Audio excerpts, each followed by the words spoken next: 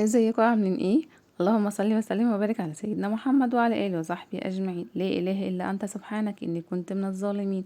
يلا بينا نعمل الفول حراتي بطريقه حلوه جدا، وطبعا انا عارفه كلكم بتعملوا الطريقه دي.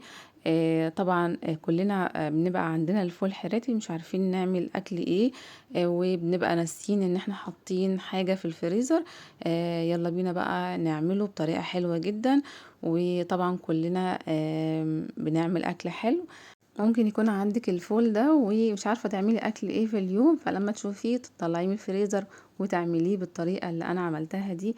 الطريقة دي حلوة جدا، وزي ما انتم شايفين حمرت البصلة، وبعد كده بحط عليها التوابل وبحط عليها بشرة طماطم او صلصة طماطم او عصير طماطم، بس بيكون كمية اقل. بقلبهم كلهم مع بعض وبطلع الفول طبعا زي ما انتوا شفتوا كده في الفيديو. بقلبهم كلهم مع بعض، بعد كده بحط التوابل بتاعتي، اي توابل انتوا عايزينها، بحط فلفل اسود وكمون ومرق الدجاج وملح قليل علشان مرقة الدجاج بتكون مالحة. وبعد كده بحط الرز وبشوف كمية المية علشان ما يطلعش معجن معايا.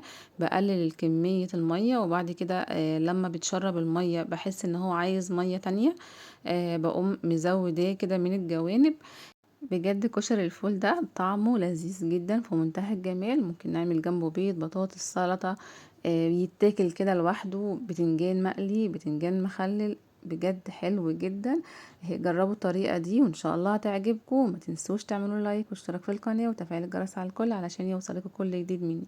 اشوفكم على خير في فيديو جديد، مع السلامة.